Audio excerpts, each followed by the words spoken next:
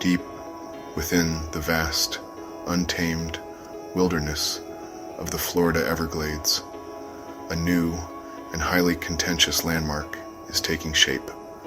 Officially named Alligator Alcatraz, this state-run immigration detention facility represents a stark new chapter in America's ongoing immigration debate. Located at the Dade Collier Training and Transition Airport in Okeechobee, a remote airstrip situated approximately 50 miles west of Miami, the center is deliberately isolated from major population centers. Its surroundings are a formidable landscape of swamp and sawgrass, an environment teeming with native wildlife, including the very creatures that give the facility its provocative name. This is a place defined by its remoteness and its rugged natural barriers. The name Alligator Alcatraz was not coined by critics, but was instead proudly adopted by Florida's top officials. Florida's Attorney General, James Uthmeier, first used the term, which was quickly embraced by Governor Ron DeSantis. The moniker is a direct reference to the infamous escape-proof prison in San Francisco Bay, but with a uniquely Floridian twist. State leaders have pointed to the thousands of alligators and invasive pythons inhabiting the surrounding swamplands as a natural and formidable deterrent against any potential escape attempts. The name is meant to convey an image of impenetrable security, leveraging the intimidating reputation of the Everglades apex predators as an unofficial layer of enforcement. The primary purpose of this facility is to house up to 5,000 migrants who are awaiting deportation proceedings. According to the governor's office, the center will hold criminal undocumented immigrants from both within Florida and other parts of the country. Officials argue that its creation is a necessary step to alleviate the strain on the state's existing jails and law enforcement agencies, which they say are overburdened by federal immigration enforcement failures. The facility is intended to serve as a central processing and holding hub, a force multiplier for a new, aggressive push to expedite deportations under the current Trump administration's policies. The location itself is steeped in a history of abandoned ambition and environmental conflict. The Dade Collier Airport was originally conceived in the 1960s as a futuristic hub for supersonic jets. However, those grand plans were ultimately scrapped due to overwhelming concerns about the devastating environmental impact such a large-scale development would have on the fragile Everglades ecosystem. The state's recent acquisition of the land from Miami-Dade County for just $20 million, a figure far below its appraised value of $190 million, has only added another layer of controversy to a site that has long been a battleground between development and preservation. The construction of Alligator Alcatraz began with remarkable speed in late June 2025, authorized under an emergency order issued by Governor Ron DeSantis. This directive was framed as a critical measure to combat what the governor termed an illegal immigration crisis facing the state. Satellite imagery from June 25th revealed the sudden appearance of large, white structures on the remote airstrip, marking the rapid assembly of what is essentially a temporary tent city. The facility is being built using repurposed FEMA trailers and large, soft-sided temporary structures, the kind typically deployed in the aftermath of natural disasters to provide emergency shelter, not long-term detention. This pop-up detention center is designed to be entirely self-sufficient, a logistical necessity given its isolated location, far from municipal infrastructure. Mobile units are being brought in to provide all essential utilities, including power generation, clean water processing, and sewage treatment. The estimated cost to operate this self-contained city for a single year is a staggering $450 million. This breaks down to a daily cost of approximately $245 per detainee bed. Florida taxpayers will initially foot this substantial bill, though the governor's office has stated it will aggressively seek full reimbursement from federal agencies like FEMA and the Department of Homeland Security. State and federal officials have been resolute in their defense of the project, portraying it as a necessary and innovative solution to a national security issue. Governor DeSantis has described the facility as a temporary but essential tool for immigration enforcement. Attorney General James Uthmire has gone even further, not only confirming the Alligator Alcatraz name, but also launching a line of related merchandise to help fund his 2026 re-election campaign. He has publicly boasted that any detainee attempting to flee would have to contend with alligators and pythons, a statement that has drawn sharp criticism for its inflammatory tone. The White House has also lent its support to the Florida initiative. Press Secretary Caroline Leavitt echoed the sentiments of state officials, stating that the presence of alligators serves as a natural deterrent for escape, effectively endorsing the use of a dangerous natural environment as part of the facility's security protocol. At the federal level, Homeland Security Secretary Kristi Noem has noted that the department has been actively looking for ways to expand detention capacity nationwide to support the administration's robust immigration enforcement agenda.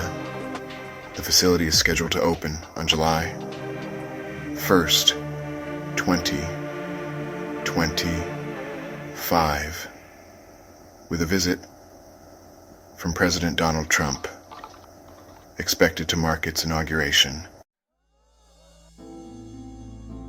The swift creation of Alligator Alcatraz has been met with a powerful wave of opposition from human rights organizations who have condemned the project as fundamentally inhumane. Groups like the Florida Immigrant Coalition and the American Friends Service Committee have labeled the facility dehumanizing and a place engineered to enact suffering.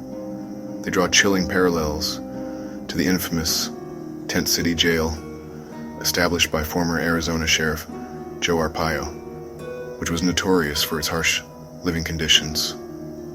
Critics are particularly horrified by the plan to house thousands of people in tents and trailers during Florida's brutal summer months, known for their oppressive heat, high humidity, and violent thunderstorms.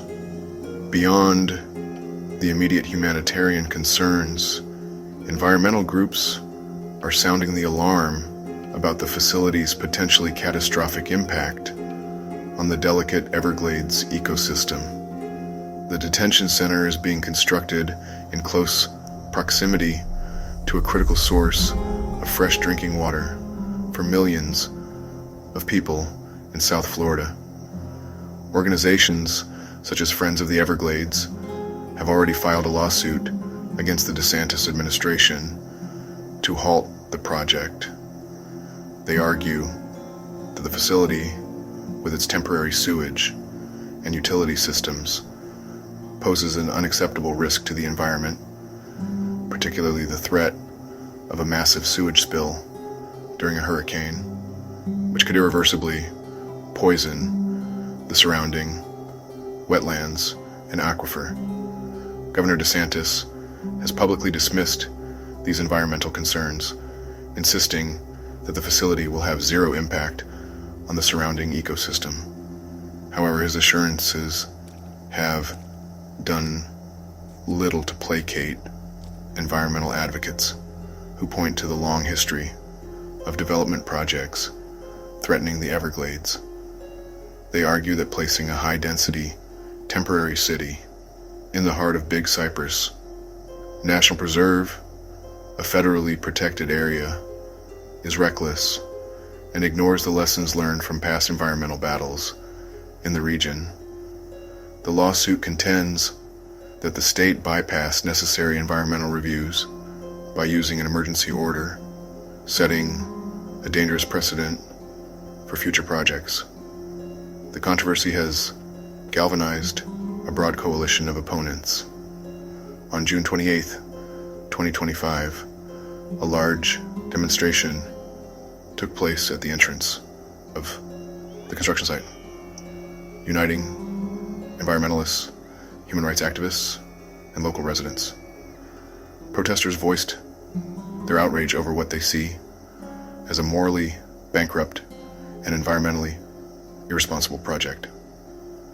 The demonstration underscored the deep divisions the facility has created, pitting the state's political leadership against a determined alliance of advocates who believe Alligator Alcatraz represents a profound threat to both human dignity and the natural heritage of Florida. The location of Alligator Alcatraz carries a deep spiritual and cultural significance that intensifies the opposition against it. The facility is being built on land that is considered sacred by the Miccosukee tribe of Indians of Florida, whose sovereign lands are adjacent to the construction site. This area within the Big Cypress National Preserve is not just wilderness. It is ancestral territory, home to at least 15 traditional Miccosukee and Seminole villages and ceremonial grounds. For the indigenous people of this land, the construction of a detention center is more than just an environmental threat. It is an act of desecration on a place of profound historical and cultural importance. Tribal members have been at the forefront of the protests, arguing that the facility is a grave affront to their heritage and a direct threat to their way of life. Betty Osceola, a prominent Miccosukee activist, has been a vocal leader in the movement to stop the construction.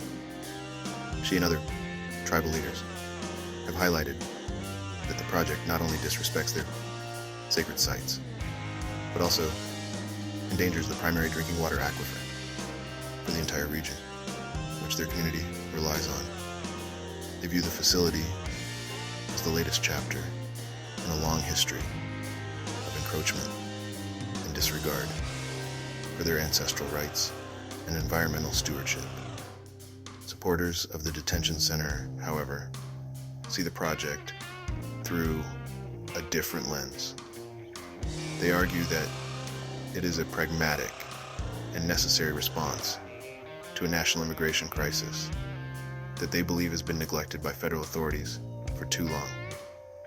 For them, the facility is a symbol of strong leadership and a commitment to enforcing the law and securing the state's borders. They view the opposition from human rights and environmental groups as idealistic and out of touch with the practical challenges of immigration enforcement. The Alligator Alcatraz name, while controversial, resonates with those who favor a tough, no-nonsense approach to immigration policy. Ultimately, the battle over Alligator Alcatraz is a battle for the soul of Florida, encapsulating the state's deepest tensions. It pits a political agenda of law and order against principles of human rights, environmental preservation, and respect for indigenous culture. As the facility prepares to open, the conflict shows no signs of abating.